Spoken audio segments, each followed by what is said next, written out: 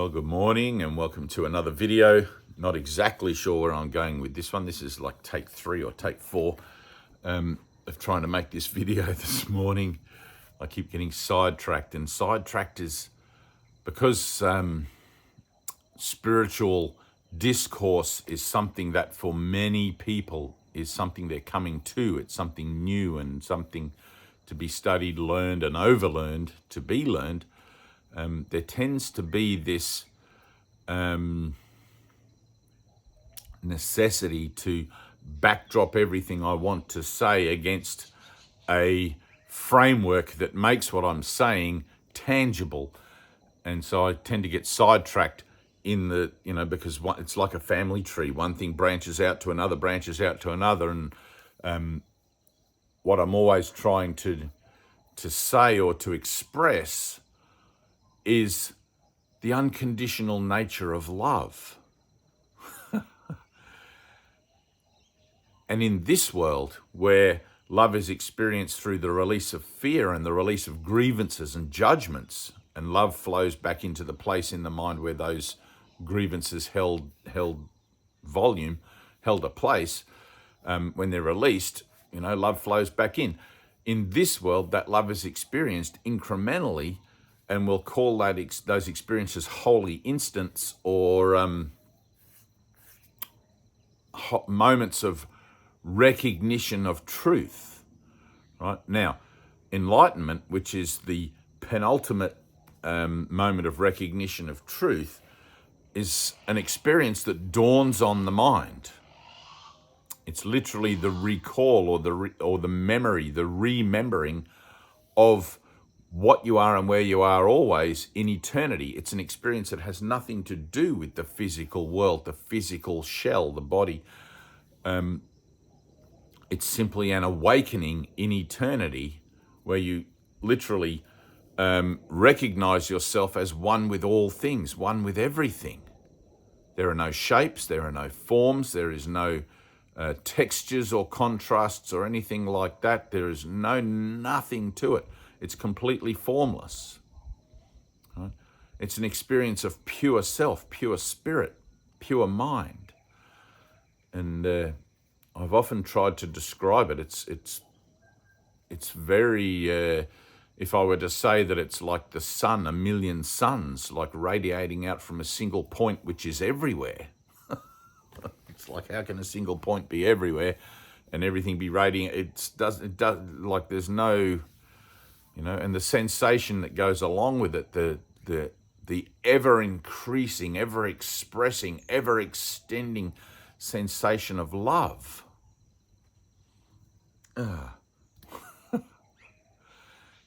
listen to a lot of things and watch a lot of things and read a lot of things online, mostly nowadays, not like the old days before phones where you would have to drive around to various Course in Miracles groups or spiritual groups, and I've done a lot of that, and talk to people and sit in on things and listen. But I constantly hear or read whatever, people trying to express what enlightenment is or isn't. So I'm just going to simply give it to you as my teacher gave it to me after my enlightenment. He was talking in general reference in a group setting that if you have not yet experienced enlightenment, the illumination of your mind, don't worry about what it is or it isn't, because you won't know. You're not going to be able to work it out with your conceptual thinking, because your conceptual thinking only represents the denial of it. It doesn't matter all of your, good intentions. It doesn't matter all of your devotions. It doesn't matter any of that stuff. You can't second guess enlightenment. It occurs by the grace of God when you fulfill your part. Your part is simply to see your own interests and your brother's interests as not separate. Right? When you want only peace for yourself and peace for your world, then you have made a decision that is going to benefit you in the upholding of it to a degree that will bring about your enlightenment, but you have to stay true to it. Right? And every grievance and every judgment that surfaces along the way seemingly in the linear processing of purifying your mind from those things is subject for forgiveness, subject for release. So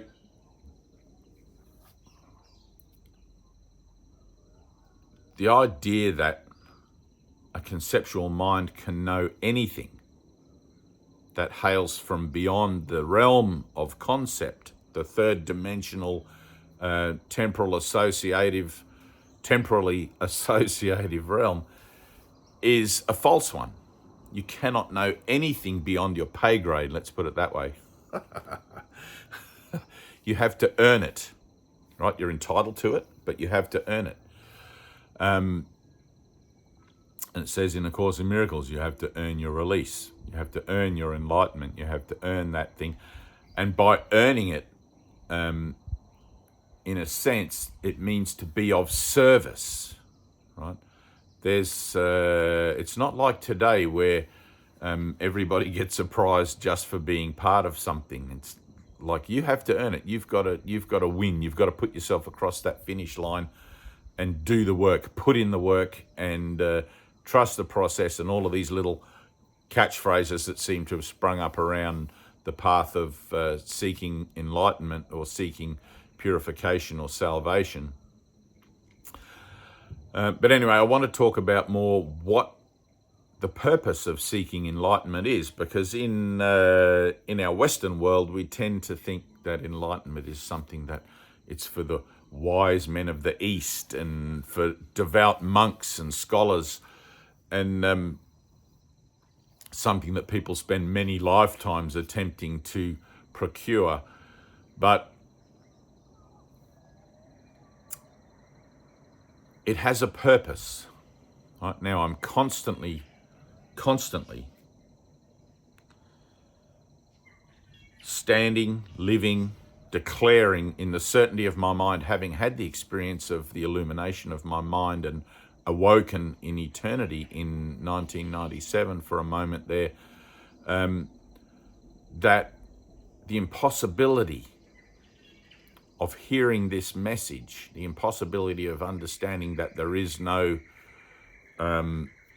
world, that the world is an illusion, a dream, a fabrication of the mind in denial of the eternal reality of the true self, is something that you cannot hear simply because everything, all the information, all the concepts, all of the thoughts and ideas about yourself as a body, as an association in transition from the belief that I'm a body, let's say, to the belief that I am spirit, are just exactly that.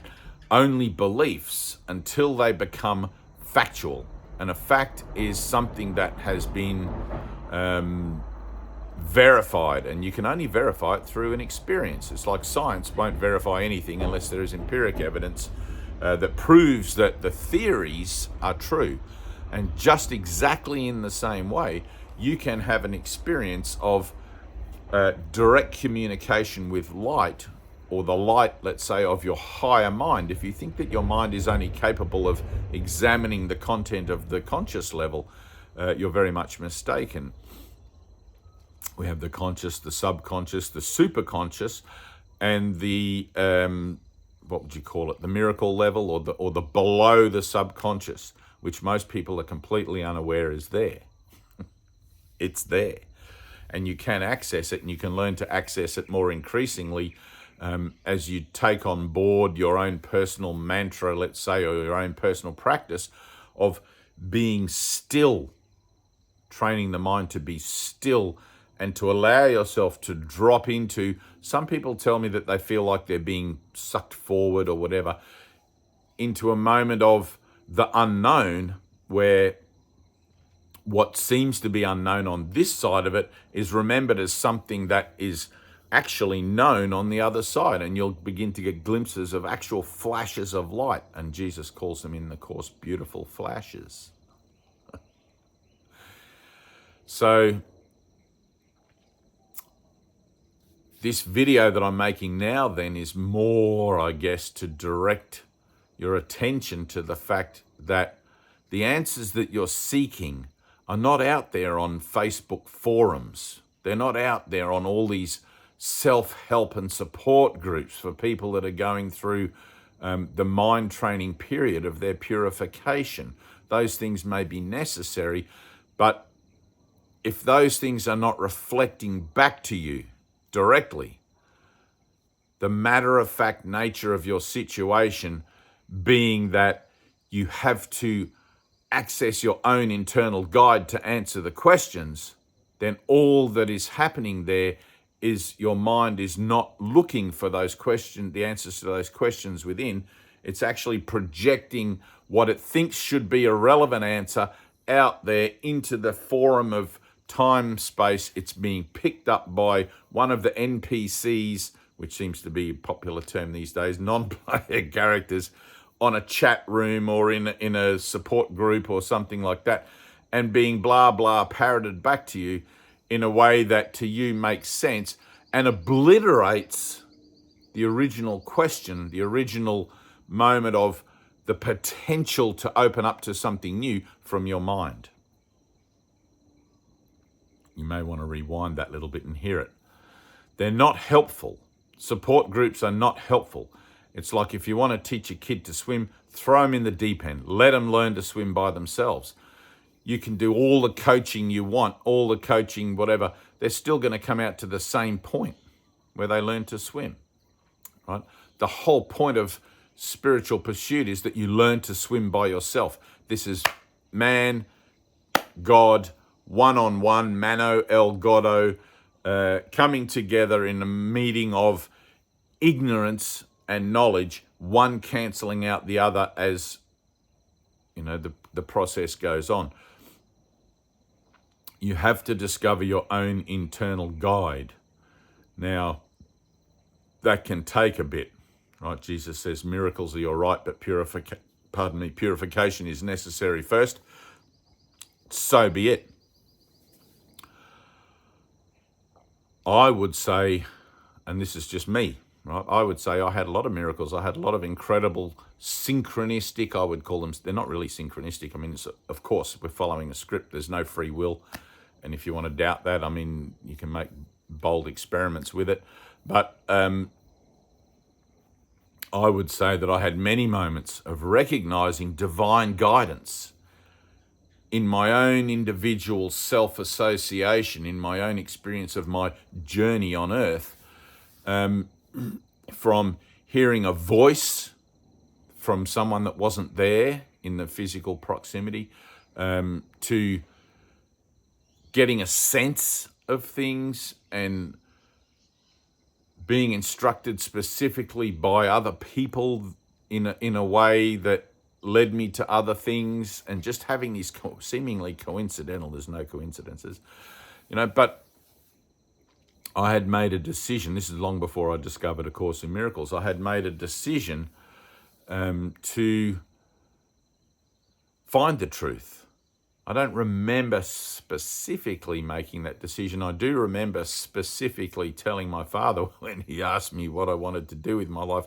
I said to him that I wanted to be a holy man, and I burst into tears as soon as I said it. And I don't even know why I said that. I was about 17, and I don't think the idea had even entered my mind before, even entered my thoughts. I think the closest idea I had to that was probably Yoda from Star Wars, which I saw when I was a 14-year-old boy, and I don't think I'd had any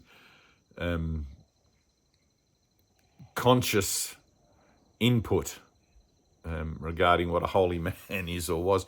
It just popped up as part of my script, and there are and there will be for you also a lot of seemingly out of sequence moments, out of sequence time intervals like that in your own script, and you need to pay attention to those. They're indicators. They're it's like, what the hell? So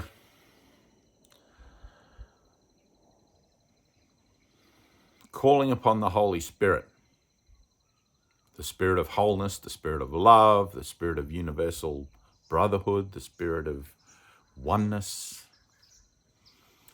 You're calling upon that which resides within you already, that part of your mind that whose only purpose, and I'll call it whose because I don't have another way to talk about it other than through an idea of temporal relationship, whose only purpose is to help you remember the truth, to help you release your inner light, release the Christ light within you to its reality through the process of awakening, and assist you in representing that on earth.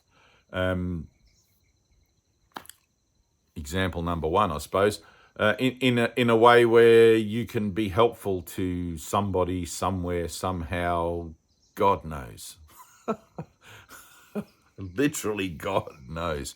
But God knows not of the earth. God knows only that his son sleeps and must be awakened. And you can express that in any way you want. That God knows only that there was something, a war in heaven, if you're a biblical person, and it must be stopped. There must be peace and all of this sort of thing.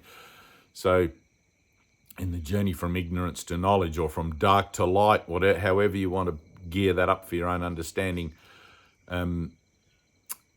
there is the process, right, where you become helpful, where that helpfulness also benefits you because you are part of a whole which you are helping.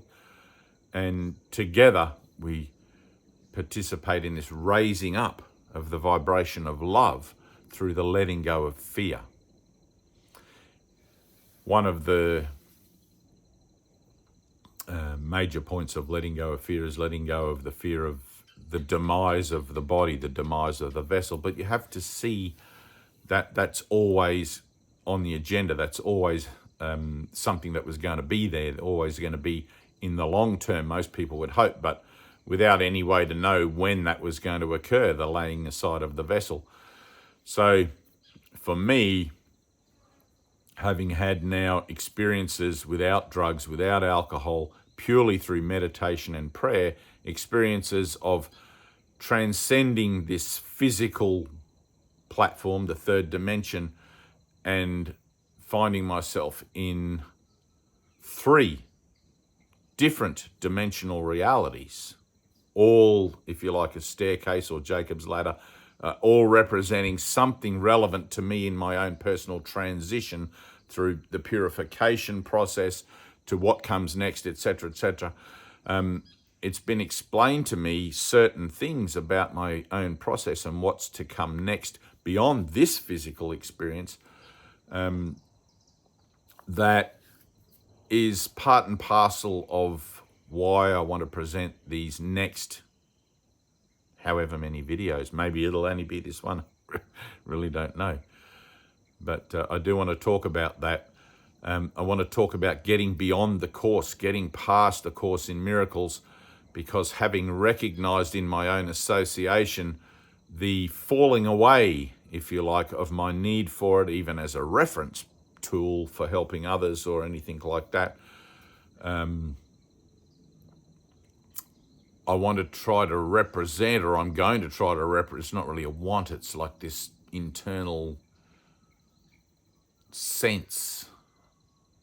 It's not like there's anything to be gained or a lack or a need, but to present, that might be the better way to talk about it, to present a reasonable perspective, especially for anyone who's been clinging to the Course as their life companion for the last 25, 35, 50 years. The Course has been around now, and I have encountered people who've been associated with the Course from the very beginning, from the outset, with Bill and Helen, Judith Scutch and Ken Wapnick, who still cling to those associations, representing them in their dialogue in a way that is not structured to facilitate the release from the associations, and seems to have no purpose other than the establishment of an identity rooted in spiritual context.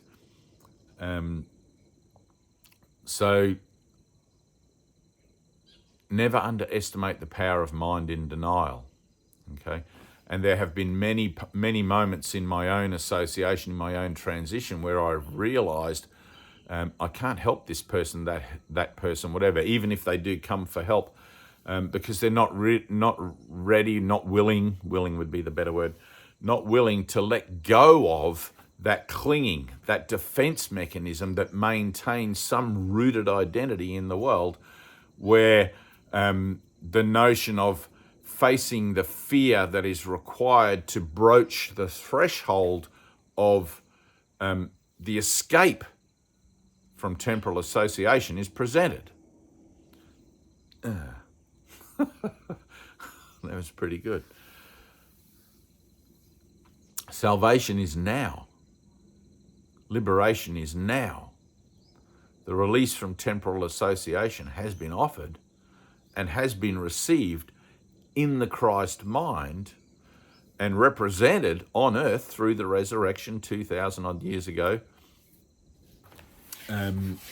through the idea that there is no death presented 2,000 years ago, and through the presentation and offering of the notion of forgiveness of self as pulling the beam from one's own eye,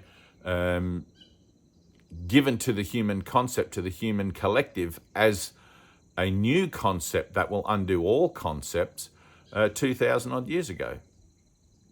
Right? But it has to be applied. Right? The course has to be applied. The scriptures of ancient, it's not really that ancient biblical texts, the parables, etc., and the principles encased within those parables have to be applied for those parables to be able to make sense. If you're just conceptualizing them and then they're only operating on the superficial conceptual level. They're not actually operating and doing the work they're intended to do in the substructure of the mind, which is clearing the way for the Holy Spirit to enter and abide with you in a way through which, through your invitation for that to occur, is then made possible. Right, I don't know if that's something. I've met a lot of people, and I'm just going to use this as a loose example, very loose example. I've met a lot of people who think that by going to church they've found God. Right? And I don't want to correct anyone particularly, but no, you found religion. You found a church. You found a bunch of people who've all decided to believe the same thing. And hopefully somewhere in that mix, however, you will come into contact with the concepts and principles and everything else that you can then begin to apply into your life, which will show you that the changes brought about by that application are worthwhile, beneficial, and you should pursue them to their nth degree in all your affairs on earth, as a way of processing your escape or your departure from the planet, from the dimension, from the realm, the experience of the dream time. So don't get caught up in either administering or participating with support groups or Course in Miracles, or even biblical associations online or any other way. Make your way to the altar within yourself through internal inquiry. Ask yourself the difficult questions and wait for the answer. Father, pray. It's like prayer is the means of communication between the Creator and the created, but you have to open your heart. You have to really want it more than the attachment to being validated through support groups and things like that. So, and that's all it is. All external searching, all external, even spiritual stuff, all external interaction with others, with this video included, is an attempt to verify that which has no reality whatsoever, because reality is eternal, whole and perfect and sinless forever, etc., etc., etc. Anything that does not share those qualities has no reality, because God is everything. all the rest of it is just the flotsam and jetsam of a dream, of a mad idea, which is the war in heaven, which is now being brought to a close, and the time of all things visible is about to be ended. If you want to look at that as the whole universe is about to go down a black hole and return to where it came from before the Big Bang, you can look at it that way, but just don't try to decide what that ought to look like or what you think that's going to look like. Simply be about your Father's business and learn to still the mind so that you can experience directly the inner light through whatever way possible, preferably without the use of drugs or alcohol. Definitely not alcohol, that's pointless. Mind-altering drugs and that sort of thing. Simply because those things are random and happen chance, and the nature of and process of purification is leaves nothing to chance, and you'll be told everything you need, and you won't be set off on some tangent where you spend tens or hundreds or thousands of years recovering from something that you thought was incredible and amazing because it made you feel one with everything, which wasn't actually the real experience, which wasn't actually the result of following your own internal guide, hearing that still voice and having naturally occurring the incredible, the miraculous, the revelatory nature of divine experience. I will never validate, and I've had many hallucinogenic experiences of feeling all sorts of states and experiencing all sorts of interdimensional things in my very, very early days, where I thought perhaps after reading Carlos Castaneda's books that that might be the way to go. Wrong. But it took me many years to realise that was wrong. It took me many years to knuckle down and realise that I had to put in the work. I had to teach myself to meditate. I had to follow in the footsteps of those great masters and those great teachers of the past, let's say the Ramana Maharshis of this world and the Jesus Christs and the Buddhas of this world as common references, and forge my own inroads into understanding. And that brought about something incredible. It brought about something that it's a best-selling book. It's a novel of biblical proportions if I were to be able to actually recall it all and write it all down. So, not interested in that, but however.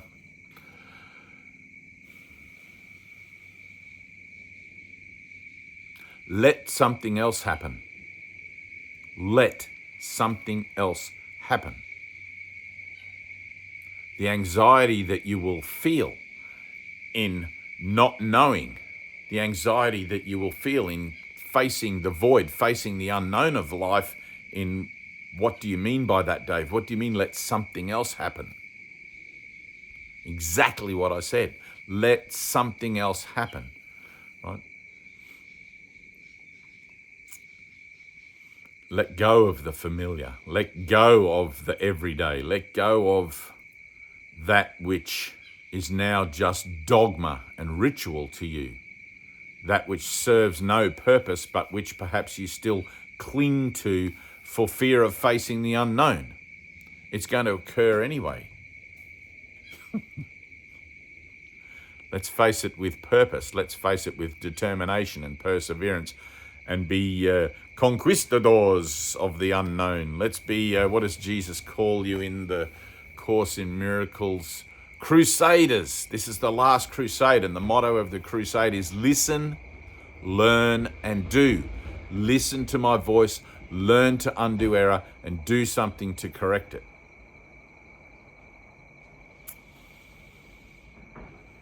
It's really, there's a moment of becoming consciously aware of your own footprint, your own practice, your own sense of self in this, where you realize your cycles, you realize your habitual nature of clinging, and you have to make a decision. I don't want to do that anymore. I don't know what else to do instead, but just not that.